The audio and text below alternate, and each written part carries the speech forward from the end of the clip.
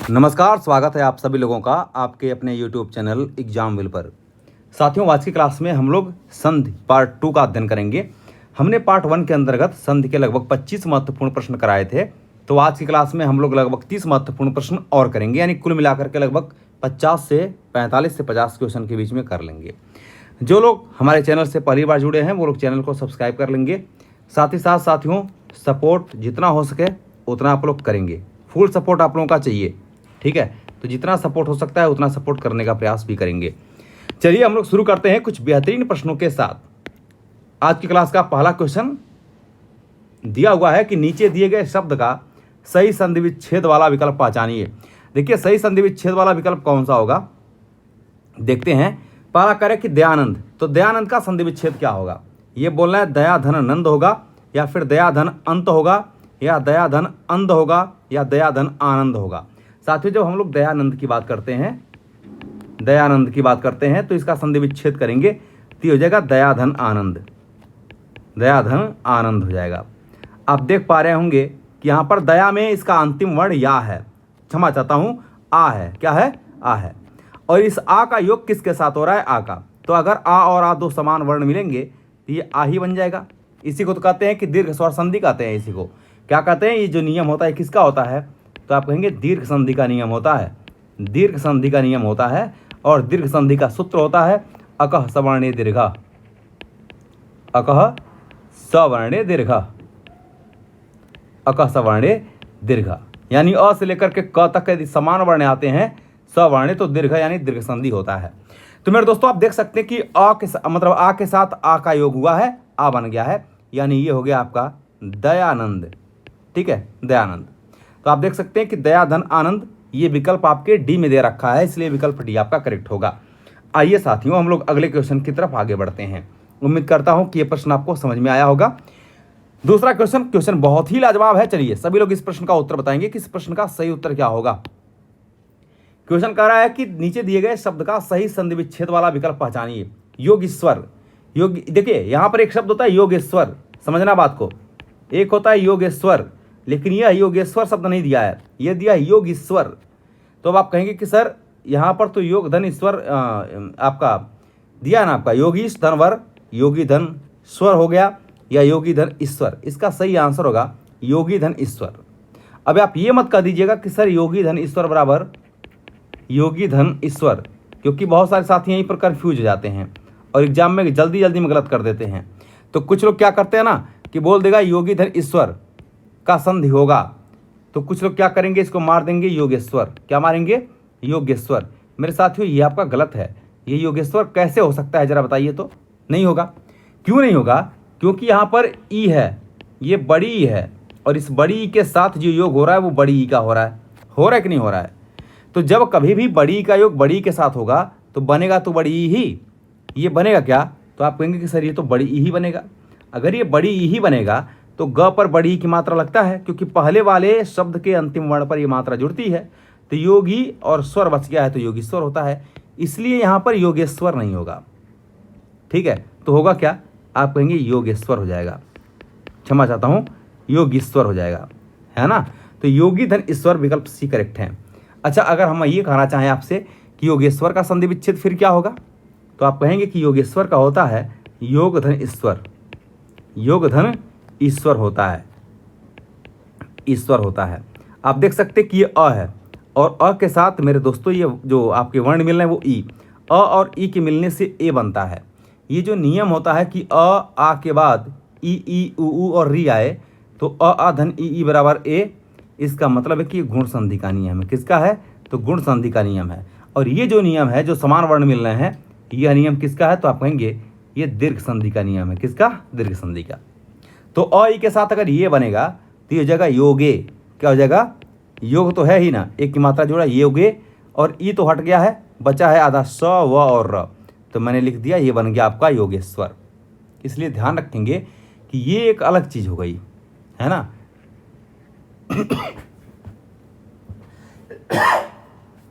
ये एक अलग चीज हो गई, और यहाँ पर योगेश्वर अलग चीज हो गया। आगे बढ़ते हैं साथियों अगले प्रश्न की तरफ। उम्मीद करता हूं कि आपने इस प्रश्न को अच्छी तरह से समझा होगा। मेरे दोस्तों अगला प्रश्न कर रहा है कि नीचे दिए गए शब्द में प्रयुक्त संधि भेद का सही विकल्प चुनिए। निम्नांकित का संधि विच्छेद क्या हो जाएगा? तो ये हो जाएगा निम्न धन अंकित।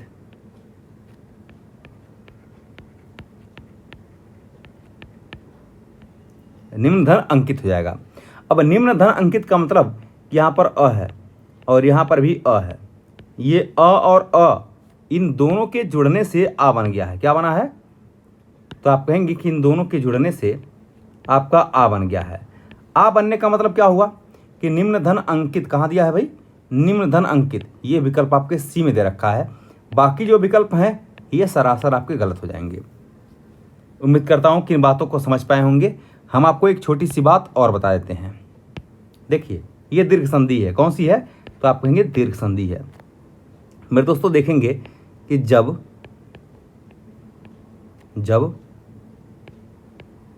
अ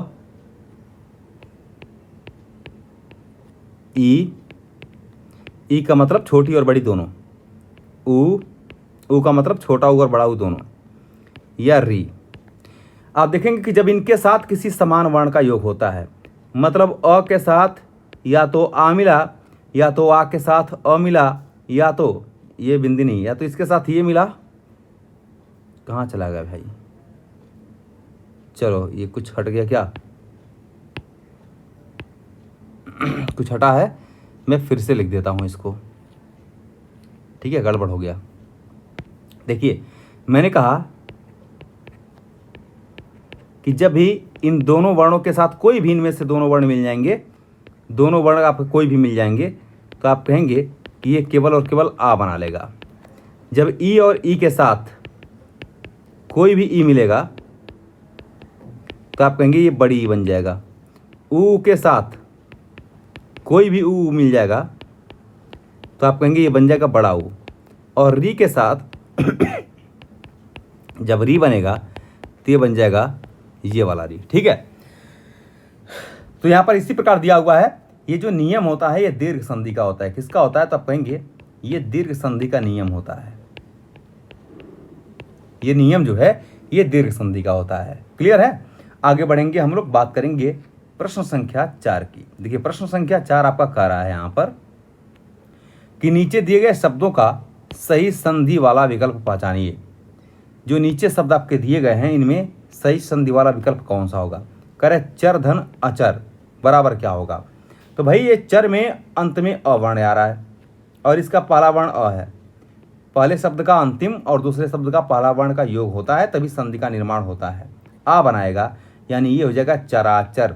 ये तो चर है ही आपका। आ की मात्रा ये वाली जुड़ेगी चरा और चर आपका बचा हुआ है चर। ये नहीं, आपका मिस्टेक हो गया, यहां दिया हुआ है ये वाले में।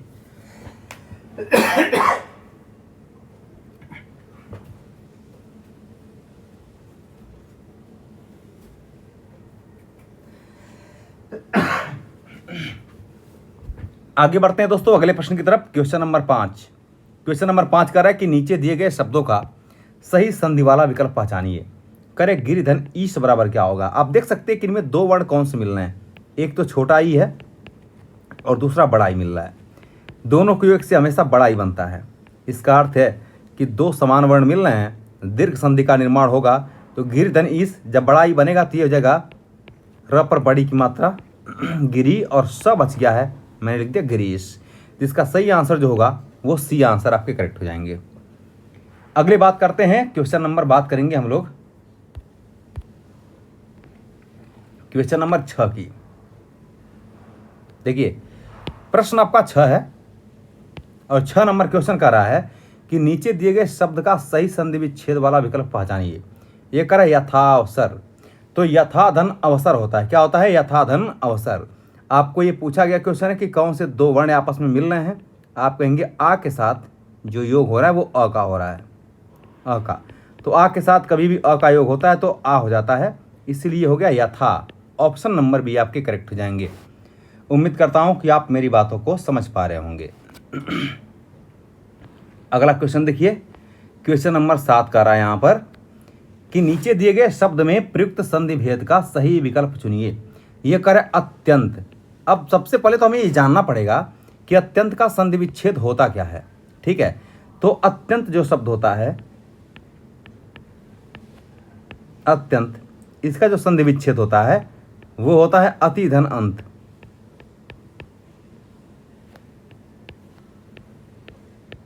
अति धन अंत होता है। ये आपका ई है, यहां पर ई है, और ई के साथ जो योग हो रहा है वो अ का हो रहा है। अब मेरी बातों को थोड़ा सा ध्यान से सुनेंगे, उसके बाद हम लोग आगे जाएंगे। साथियों, जब लिखेंगे, जब ई, उ तथा री के बाद, इनके बाद जब इनका योग मतलब किसी भी असमान स्वर के साथ होता है, असमान स्वर के साथ हो जाता है, तो जो ई है इस ई का य बन जाता है। क्या बनेगा? य बन जाएगा। इस उ का व बन जाता है और इस री का र बन जाता है। ठीक है, तो ई का य, उ का व और री का र बनना, ये जो होता है आपका, इसके सूत्र होते हैं ई को यण। चूंकि ई की शुरुआत हो रही नहीं इससे, इसलिए सूत्र होता है आपका ई को यणच। याद कर लेना, ई को यणच का मतलब होता है यण संधि, अर्थात क्या हो जाएगा? यण संधि। तो ये जो नियम है वो यण संधि का होता है। और नियम कैसे पता चला है? जब तक हम किसी शब्द का संधि विच्छेद सही तरीके से नहीं जानेंगे तो हम नहीं समझ पाएंगे। तो अगर ई के बाद कभी भी असमान स्वर आ गया तो आप सीधा बोलेंगे कि यण संधि होगा। ऑप्शन नंबर आपके सी करेक्ट हो जाएंगे। क्लियर है? तो चलिए यहाँ पर हो जाएगा आपका। अच्छा, एक बार इसको देखिए ध्यान से कैसे बनता है। ये अ हो गया भाई। जब इस त, जो त पर ई की मात्रा लगी है, तो ई जैसे ही अलग हुआ तो त आपका आधा हो जाता है और ई परिवर्तित होता है य में। ई किसमें? य में। तो त तो आधा और ई का य बन गया अत्य, और अंत बचा हुआ है तो अंत हम लिख देंगे। ये हो गया अत्यंत। क्या हो जाता है? क्षमा चाहता हूं मैं, माफ करिए। ये हो जाता है आपका अत्यंत। तो अनुस्वार बचा हुआ है ना, ये तो जुड़ी गया आपका त। ये हो जाता है अत्यंत। क्या बनता है? अत्यंत। इसके बाद गुण संधि के विषय में देख सकते हैं। होता क्या है कि जब अ और आ के बाद ई, उ तथा री आता है, तो अ धन ई बराबर ए हो जाता है। अ धन उ बराबर ओ हो जाता है। अ धन री बराबर अर हो जाता है। क्या होता है? अर हो जाता है। वृद्धि संधि में क्या होता है कि जब अ और आ के पश्चात कभी भी आपका ए आए और ओ आ जाए, तो अ के साथ ए के जुड़ने से अय बनता है और अ के साथ ओ के जुड़ने से अ बन जाता है। इसे हम लोग कहते हैं वृद्धि संधि। ठीक है। और अयाद क्या होता है? जिस प्रकार से यण संधि होता है उसी प्रकार से अयाद भी है। अयाद में कहते हैं कि जब ए आए ओ और औ के बाद कोई भी असमान स्वर आ जाए तो ए का अय हो जाता है, अय का आय होता है, ओ का अब हो जाता है, औ का अब हो जाता है। क्या बनता है? आ हो जाता है। इसे कहते हैं हम लोग अयाद संधि। आगे बढ़ेंगे साथियों अगले प्रश्न की तरफ। क्वेश्चन नंबर आपका 8। करे नीचे दिए गए शब्दों का सही संधि वाला विकल्प पहचानिए। करे निधन उत्साह बराबर क्या बनेगा? देखिए, निधन उत्साह बराबर होता है निरुत्साह, और निरुत्साह दिया है ऑप्शन नंबर बी में। यहाँ विसर्ग के पहले अगर ई आया हुआ है और उ इसके बाद आया है तो यहाँ पर विसर्ग जो है वो र में परिवर्तित हो जाता है। आगे बढ़ते हैं नेक्स्ट क्वेश्चन की तरफ। यहाँ पर संधि कौन सी होगी भाई? संधि की बात करें तो कौन सी संधि होगी? तो आप कहेंगे कि विसर्ग संधि हो जाएगी। इसमें संधि कौन सी? तो आप कहेंगे कि यहाँ पर विसर्ग संधि होगी। Next question number 9। Question number 9 कह रहा है कि नीचे दिए गए शब्द के सही संधि विच्छेद वाला विकल्प पहचानिए। ये करे लोकेश। जब लोकेश का संधि विच्छेद करेंगे तो हो जाएगा लोकधन ईश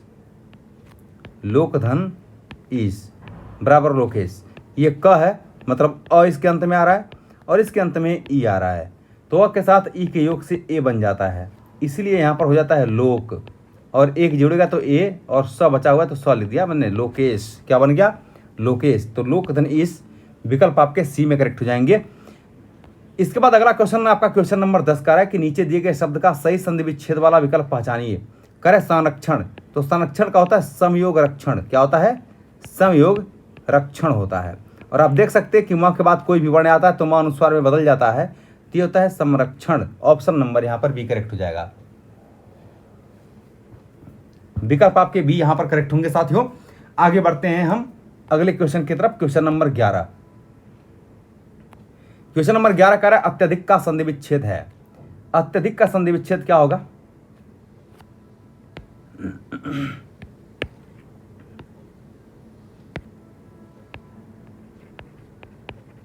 अत्यधिक संधि विच्छेद करेंगे तो जाएगा अति धन अधिक। अति धन अधिक हो जाएगा।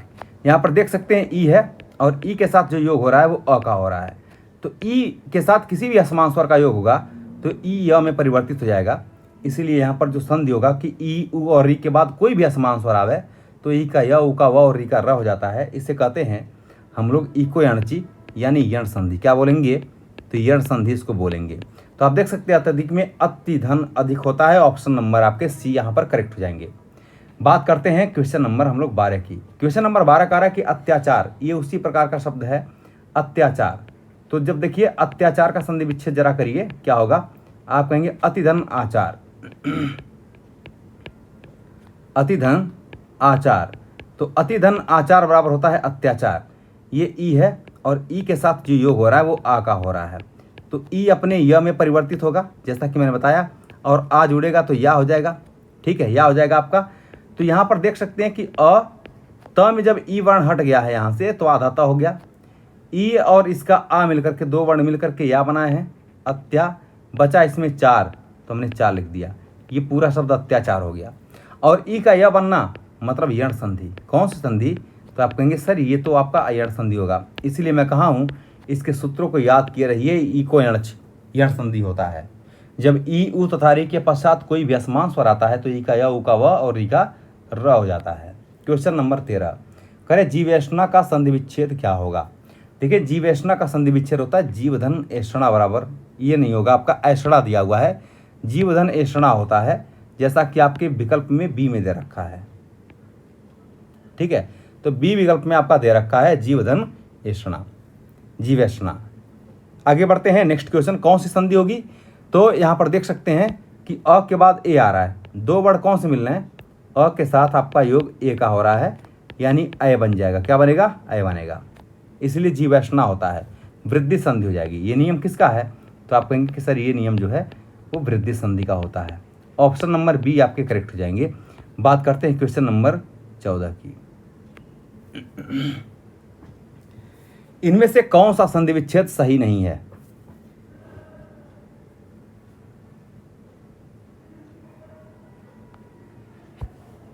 ठीक है, ये बोल रहा है इनमें से कौन सा संधि विच्छेद सही नहीं है। कह रहा है सुरेंद्र का सुरधन इंद्र। एक मिनट, सुरेश है सुरधन ईश एकदम सही है।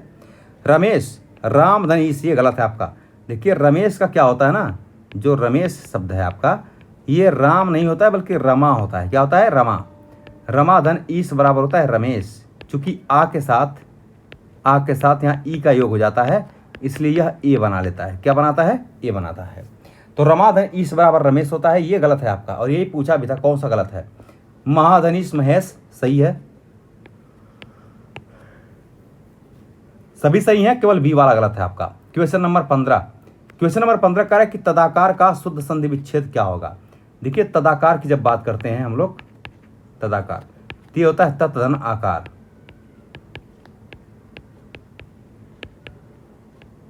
तत्धन आकार बराबर तदाकार। त के बाद अ आ रहा है, आ, तो त अपने तीसरे वर्ण में बदल जाएगा, इन त थ द में बदलेगा। ठीक है, तो ये हो जाएगा तदाकार। विकल्प आपका कहाँ हो गया? तत्धन आकार। संधि विच्छेद पूछा था, विकल्प आपके सी यहाँ पर करेक्ट हो जाएंगे। क्लियर बातें?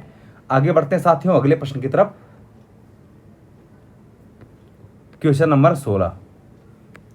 क्वेश्चन नंबर 16 कह रहा है कि प्रत्येक शब्द में कौन सी स्वर संधि है? अब देखिए प्रत्येक की बात हम करेंगे, संधि विच्छेद करेंगे तो जाएगा प्रतिधन एक। प्रतिधन एक। ई के साथ यहां पर योग ए का हो रहा है, तो ई के साथ किसी भी असमान स्वर का योग होगा तो ई अपने य में बदल जाएगा, और ए जैसे ही जुड़ेगा तो ये हो जाएगा। ठीक है, तो ये प्र और त यहाँ पर आधा होगा, क्योंकि यहाँ पर ई वर्ण हट गया है, स्वर हट गया है ई। ये और क बचा हुआ है तो हमने क लिख दिया, ये हो जाएगा प्रत्येक। तो ई का यह होना यानी यण संधि हो जाएगा। आगे बढ़ते हैं, इसके नियम हम बता चुके हैं आपको स्टार्टिंग के क्वेश्चन में। करे अन्वय शब्द का संधि विच्छेद क्या होगा, ध्यान से देखना। अन्वय संधि विच्छेद इसका होता है अनुधन अ।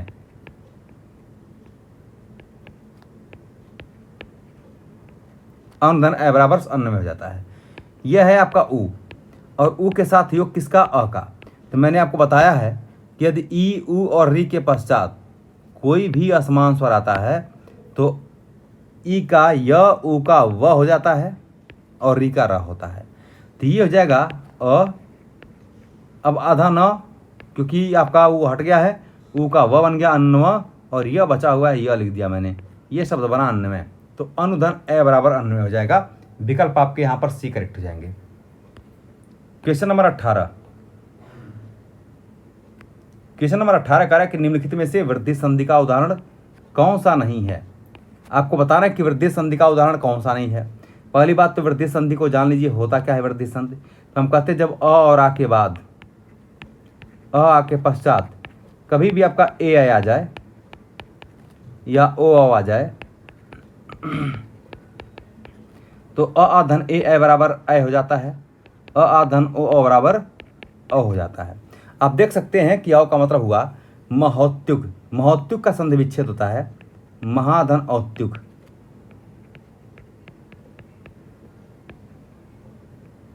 औत्युग बराबर होता है महोत्युग। तो आप देख पा रहे होंगे कि महाधनौत्युग आ के बाद अ आया है तो अ बन जाएगा, ये महोत्युग, ये वृद्धि संधि हो जाएगी। लोकेशना, ये हो जाएगा लोकधन एष्णा, लोकधन एष्णा। तो आप देख सकते हैं कि एष्णा हो जाता है आपका लोकधन एष्णा।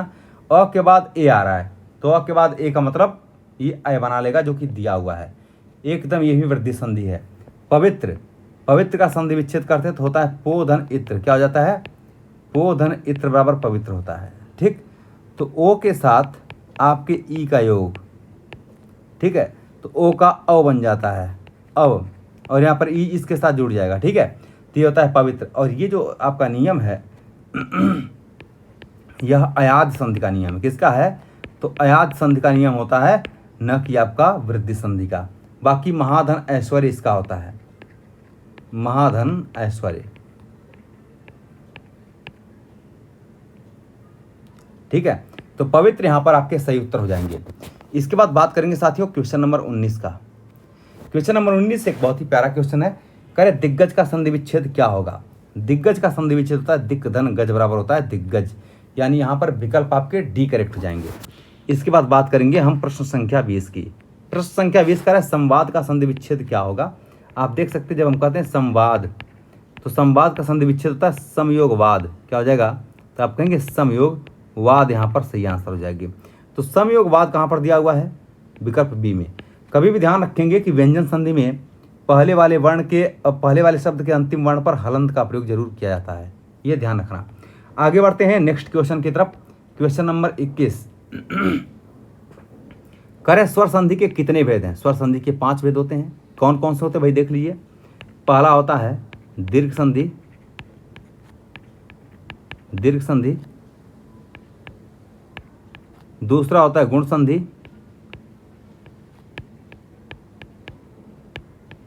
तीसरा है आपका वृद्धि संधि।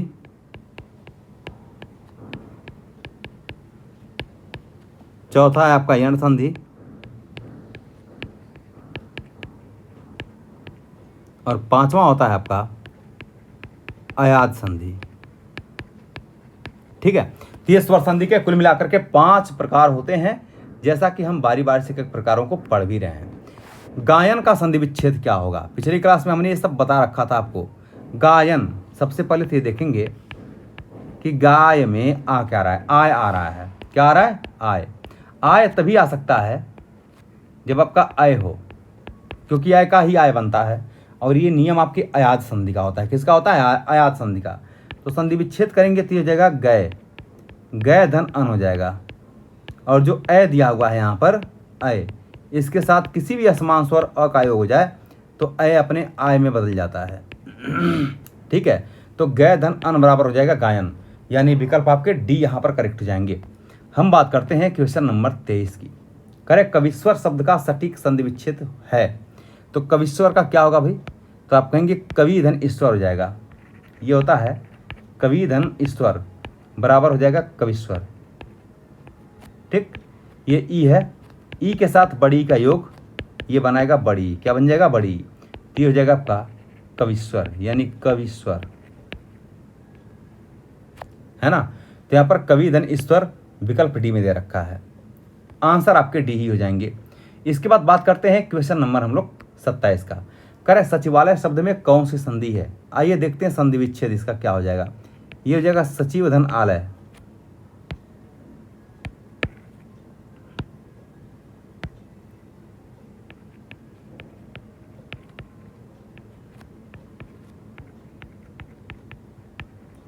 सचिव धन आलय बराबर सचिवालय।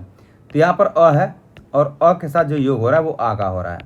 अ के साथ आ के योग पर आ ही बनता है, तो ये हो जाता है सचिव। देख लीजिए, ये बन जाएगा सचिव और आलय आलय, तो ये बन जाएगा आपका सचिवालय।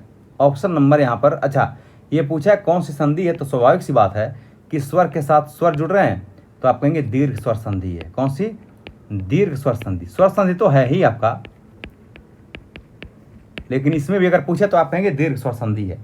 व्यंजन में क्या होता है कि व्यंजन के साथ स्वर अथवा व्यंजन का योग होता है। किसका?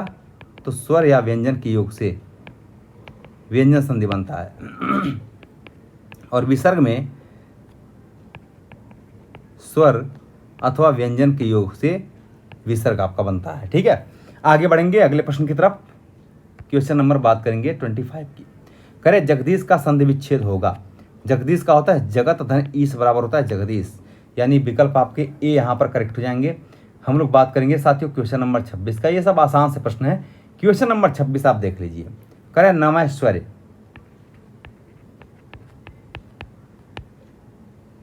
नमैश्वर्य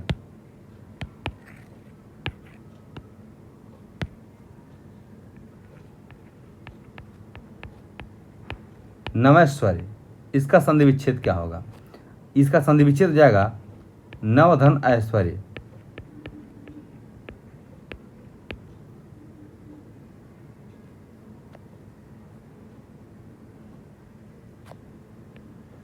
चलिए, तो ये हो जाएगा आपका नवधन ऐश्वर्य। क्या हो जाएगा? नवधन ऐश्वर्य, यानी विकल्प आपके ए करेक्ट होंगे। आप ये भी देख सकते हैं कि यहाँ पर अ के साथ अ जुड़ रहा है। क्या जुड़ रहा है? अ। तो अ के साथ अगर अ जुड़ेगा तो ये बनेगा क्या? आपका अ बन जाएगा।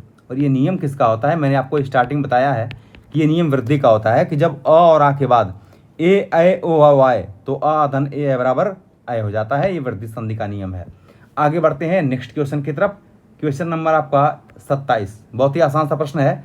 कह रहे दुहयोग राज की संधि विच्छेद होगी। देखिए, दुहयोग राज में होता क्या है? दुराज हो जाता है, लेकिन दुराज आपका ऐसे लिखा जाएगा। कैसे? दुराज होता है, जो कि विकल्प डी में दे रखा है। इसलिए ध्यान रखेंगे, यहाँ पर छोटा ऊ है, ये बड़ा ऊ हो जाएगा। तो कभी भी छोटा ऊ मत लगाना, नहीं तो आपके आंसर ही गलत हो जाएंगे। बात करते हैं साथियों क्वेश्चन नंबर 28 का। बहुत ही लाजवाब प्रश्न था। क्वेश्चन नंबर 27 आपका, संसार शब्द में कौन सी संधि है? मेरे साथियों, हम बात करते हैं संसार में कौन सी संधि है। संसार का संधि विच्छेद हो जाएगा आपका समयोग सार। समयोग सार बराबर होता है संसार। तो यहाँ पर व्यंजन के साथ व्यंजन का योग, यानी व्यंजन संधि हो जाएगी। ऑप्शन नंबर ए आपके करेक्ट हो जाएंगे। इसके बाद क्वेश्चन नंबर 29, क्वेश्चन नंबर 29 आपका कह रहा है यहाँ पर कि सदानंद का संधि विच्छेद होगा। देखिए, सदानंद का संधि विच्छेद क्या होगा? ये हो जाएगा सतयोग आनंद। सतयोग आनंद, ये त के बाद अ आ रहा है, तो त थ द, त अपने तीसरे वर्ण यानी द में बदल जाएगा, है ना। तो ये हो जाएगा सदानंद। कहाँ गया? सतयोग आनंद बराबर सदानंद। तो सतयोग आनंद विकल्प आपके बी में दे रखा है, इसलिए विकल्प आपके जो बी हैं यह करेक्ट आंसर हो जाएगा। और आज की क्लास का अंतिम क्वेश्चन आपके स्क्रीन पर दिख रहा है। कह रहे उद्धरण शब्द में संधि है, उद्धरण संधि कौन सी होगी? तो इसका संधि विच्छेद होगा उत्योग हरण। क्या हो जाएगा? उत्योग हरण बराबर होता है उद्धरण। आप देख सकते हैं यहाँ पर कि त के बाद ह आ रहा है, त के बाद क्या आ रहा है? ह आ रहा है। तो त का परिवर्तन द में होता है, त थ द, और ह का परिवर्तन ध में होता है। इसीलिए होता क्या है आपका? उ आधा द, फिर ध और र और न, ये उद्धरण होता है। इसका शुद्ध रूप लिखने का होता है उद्धरण, इस प्रकार उद्धरण। ये आपके शुद्ध शब्द होते हैं इसमें, ठीक है। तो विकल्प आपके जो हैं अच्छा, ये नियम किसका है? आप कहेंगे व्यंजन संधि का। चूंकि व्यंजन के साथ व्यंजन का योग तो हो जाएगा आपका व्यंजन संधि। क्या हो जाएगा? व्यंजन संधि हो जाएगा, ठीक है। तो उम्मीद करता हूँ साथियों कि आज की क्लास में जो संधि हमने पढ़ाया है और पिछली क्लास में जो संधि पढ़ाया है, अगर इन दोनों वीडियो को आप पढ़ लेते हैं तो संधि में अब आपको दिक्कत नहीं होने वाली है। साथियों, जो लोग चैनल से पहली बार जुड़े हैं वो चैनल को सब्सक्राइब कर लेंगे, साथ ही साथ बेल आइकन को प्रेस कर देंगे। और अगली बात यह है कि आपको पूरा सपोर्ट करना है इस चैनल को, ये आप ही का चैनल है, ठीक है। तो जितना सपोर्ट हो सकता है उतना सपोर्ट करने का प्रयास भी करेंगे। आज के लिए इतना ही, बहुत बहुत धन्यवाद, थैंक यू।